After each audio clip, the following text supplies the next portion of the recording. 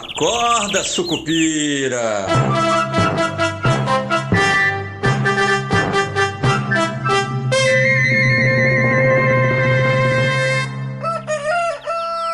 Bom dia, sejam bem-vindos, sejam bem-vindas. Eu sou Rodrigo Oliveira e esse é o nosso Acorda Sucupira de 30 de outubro de 2024, quarta-feira. E olha só, não vai ter Disney. O Lula finalmente cumpriu a promessa do Paulo Guedes, né, que lá atrás, em fevereiro de 2020, dizia: olha, tava uma festa, todo mundo indo para Disney, empregada doméstica indo para Disney. O Lula foi além. Lula cancelou a Disney da empregada doméstica, cancelou a Disney da patroa, cancelou a Disney de todo mundo, né? Dólar a 5,76 ontem, o maior nível desde maio de 2020, quando chegou a 5,85 no auge da pandemia, com todo mundo desesperado. E o motivo para o dólar tão alto são dois, na verdade, né? O motivo são os motivos.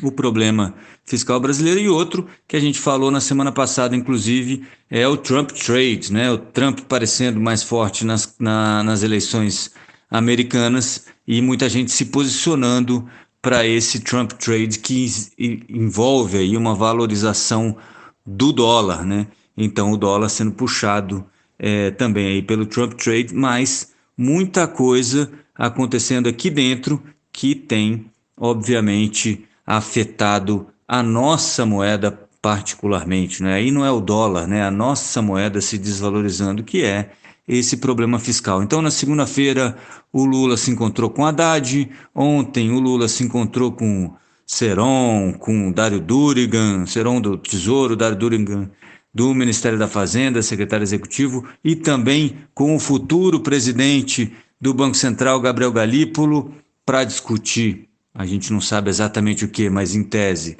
o corte de gastos. É muito estranho que o Galípolo tenha participado dessa reunião, atrapalha um pouco a tentativa de ganho de credibilidade do Gabriel Galípolo.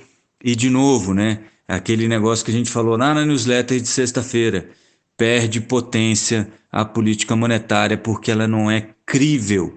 E credibilidade é metade do caminho quando você está falando aí de política monetária, né? Não adianta eu dizer que vou aumentar os juros se ninguém acredita que eu vou aumentar os juros. Aí eu tenho que aumentar ainda mais os juros para mostrar que eu posso aumentar os juros. Então, esse é o problema. Não à toa ontem os juros futuros voltaram a fechar em alta e mesmo assim o dólar explodindo, né?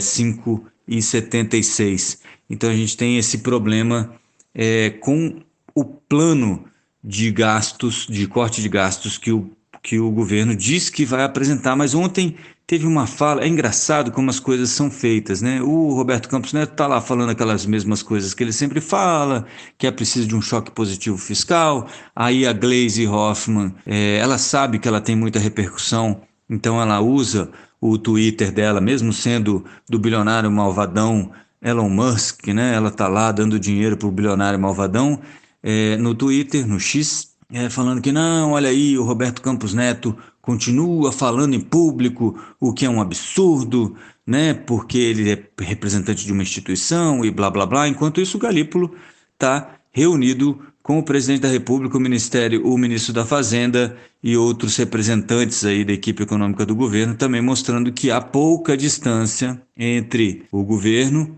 e o Banco Central, teoricamente independente, né? Para quem já desconfiava do Gabriel Galípolo, foi uma sinalização muito ruim. E aí, essa sinalização, esse é um dos motivos porque o dólar acabou pegando um pouco mais de tração. Essa sinalização se juntou com uma fala do Haddad logo após as reuniões, falando: olha, eu não sei de onde saiu esse 30, 50 bilhões que vocês têm falado aí, falando com jornalistas. E outra, não tem data para o governo apresentar o plano de corte de gastos. Ele disse que não é um pacote, são medidas estruturais, estruturantes, ou seja lá o que for.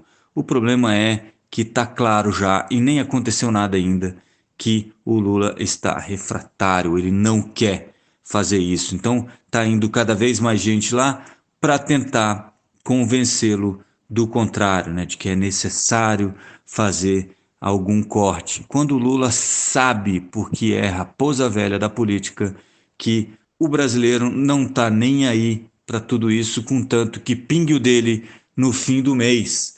Então, enquanto tiver benefício social, enquanto tiver. E eu não estou dizendo aqui, eu não estou dizendo que não deve haver, tá? Só estou dizendo que para o brasileiro é o seguinte: se meu salário estiver sendo reajustado, não me interessa se o preço sobe, porque eu compro, eu vou comprar, o meu salário aumentou e está tudo bem, e vida que segue. E esse efeito só vai ser visto lá na frente. Quem é mais velho vai lembrar disso, mas quem é mais novo, abaixo aí dos 40 anos, não tem a menor ideia do que é viver num país com hiperinflação, como foi a fase que a gente viveu aí nos anos 80 e todas as tentativas de controlar a inflação, né? Pois bem, o Lula, então, está obviamente contrário, então você já tem dificuldades internas, como a gente vinha antecipando, dificuldades internas para aprovar esse pacote. Vai sair um pacote que já era meia bomba, vai sair meia bomba e vai chegar no Congresso e vai ser ainda mais desidratado, porque não tem político nenhum neste país que goste de fazer economia, porque o dinheiro público ele cai do céu, né? Então ninguém, o brasileiro já tem dificuldade de entender que as coisas que ele tem de graça, entre aspas, é ele mesmo que está pagando. Imagina quem está gastando esse dinheiro que vem de lugar nenhum, né? Ele cai do céu. O dinheiro do imposto ele cai do céu. As pessoas, a não ser as que estão pagando muito, não se importam muito. E quem tem muito dinheiro consegue verdadeiramente evitar a maior parte desses tributos. Quem carrega isso tudo? A classe média. Então, é a classe média que vai dar o tom dessa conversa. E eu não vejo ninguém se mobilizando para absolutamente nada, porque tudo esbarra numa discussão que é um pouco infantil até, de que a gente não pode tirar daqui porque prejudica fulano, a gente não pode tirar dali porque prejudica ciclano e tudo mais, e aí você tem um monte de continha de padaria que não faz o menor sentido. Fato é que para o mercado financeiro ninguém está nem aí para esse problema e está cobrando cada vez mais prêmio. Ah, vai ter gente que vai dizer, não, uma pressão do mercado financeiro para que o Lula aprove um plano de corte de gastos. Imagina o tanto de atores com quem você tem que combinar para que o dólar suba para 5,76 como está agora, para fazer com que isso funcione, né? Então, a gente tem que parar também com essa historinha de tudo ser um grande grupo de conspiração. Isso é uma somatória de receios e de pessoas treinando, obviamente, tentando ganhar dinheiro com a falta de clareza, credibilidade e funcionalidade deste governo. Ah, e o plano tem que sair logo, porque no comecinho de novembro agora, na semana que vem provavelmente, o Haddad vai ter que se ausentar, vai fazer uma viagem para o exterior novamente. E aí eu vou dizer o seguinte, hein? Não duvido que esse plano seja apresentado no dia em que ele viaja. Aliás, ele fez isso das outras vezes, ele solta a bomba e sai correndo como se não fosse coisa dele, né? E aí os outros que se expliquem, e isso acaba até funcionando, né?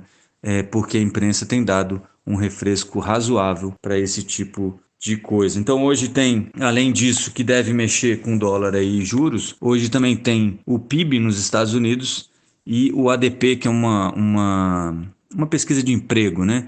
Mas o importante aqui é o seguinte: se houver uma sensação, números que estejam muito acima, né, que indiquem uma economia muito mais aquecida nos Estados Unidos do que a esperada pelo mercado financeiro, você vai ter uma consolidação ali, ou um movimento em direção a um corte mais ameno do juro nos Estados Unidos, e isso, obviamente, vai facilitando um juro mais alto aqui no Brasil e um dólar mais valorizado, né? A gente está tentando subir o juro para segurar o dólar, mas mesmo assim a gente não está conseguindo, porque a gente tem perda de potência da política monetária, não está nem difícil de ver. Para você ter uma ideia, aquele IVVB11 que eu falei para vocês lá no Trump Trade, que é uma ETF, que é um fundo que é negociado, as cotas desse fundo são negociadas na bolsa, na B3, né, na bolsa, como se fossem ações.